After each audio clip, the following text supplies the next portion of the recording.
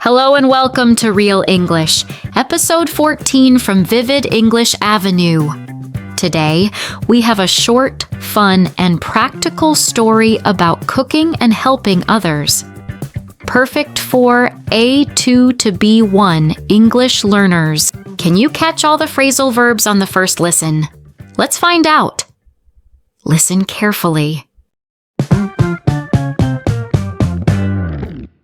Jake loves cooking, and today he promised to help his sister prepare dinner. First, he chopped up the vegetables quickly, making sure each piece was small, even, and ready for the pan. While he was cooking, he realized he had run out of olive oil. Jake felt a little worried, but he didn't give up. He quickly went to his neighbor and borrowed some oil, then returned to the kitchen and continued cooking. Finally, he whipped up a delicious pasta dish, adding fresh herbs and cheese to make it taste even better. His sister came into the kitchen, saw the dish, and her eyes lit up. She said, "Wow, this looks amazing. You really saved the day." Jake felt proud and happy that he could help, and he enjoyed spending time cooking with his sister. Did you understand the story?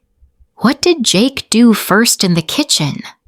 What problem did he face, and how did he solve it? How did the story end? In this story, we used 3 very useful phrasal verbs for actions: chop up, run out of, whip up. A phrasal verb is a verb plus a small word, like a preposition or adverb. Together, they create a new meaning that is different from the verb alone. Listen carefully.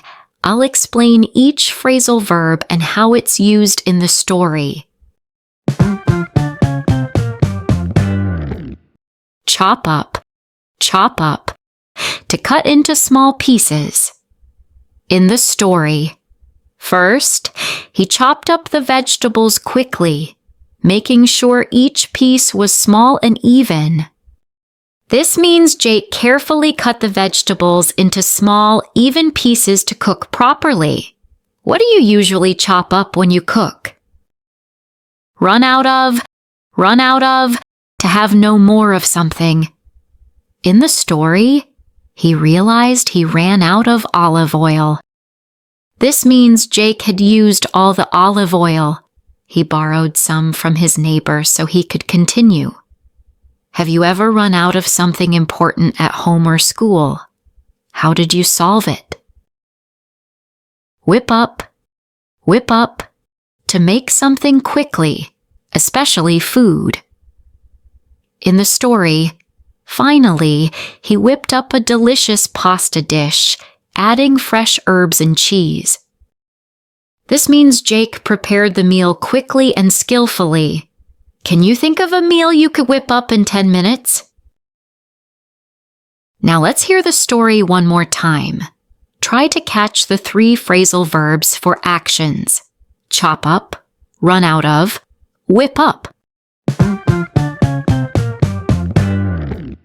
Jake loves cooking, and today he promised to help his sister prepare dinner. First, he chopped up the vegetables quickly, making sure each piece was small, even, and ready for the pan. While he was cooking, he realized he had run out of olive oil. Jake felt a little worried, but he didn't give up. He quickly went to his neighbor and borrowed some oil, then returned to the kitchen and continued cooking. Finally, he whipped up a delicious pasta dish, adding fresh herbs and cheese to make it taste even better. His sister came into the kitchen, saw the dish, and her eyes lit up. She said, "Wow, this looks amazing. You really saved the day." Jake felt proud and happy that he could help, and he enjoyed spending time cooking with his sister. Did you understand the story? What did Jake do first in the kitchen? What problem did he face and how did he solve it? How did the story end? Great job! You've listened twice. Now let's review the phrasal verbs and test how much you remember. Chop up, cut into small pieces. Run out of, have no more of something. Whip up, make something quickly. Multiple choice quiz.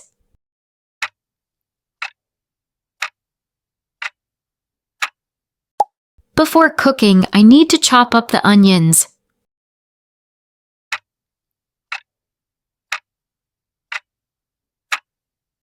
Oh no! We ran out of milk. We need to buy more.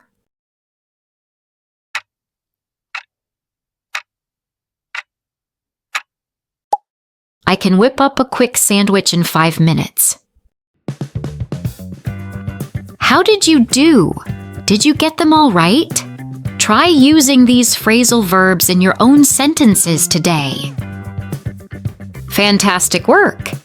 Today you listened to a story, learned 3 useful phrasal verbs for actions, and practiced them. Chop up, run out of, whip up. These phrasal verbs are very useful in daily life, especially in the kitchen or when doing tasks quickly. Try using them in your own sentences. If this lesson helped you, like, share, and comment below with your own examples. Thanks for watching Real English, Episode 14 from Vivid English Avenue. See you in the next lesson. Bye! Vivid English Avenue Stories Channel.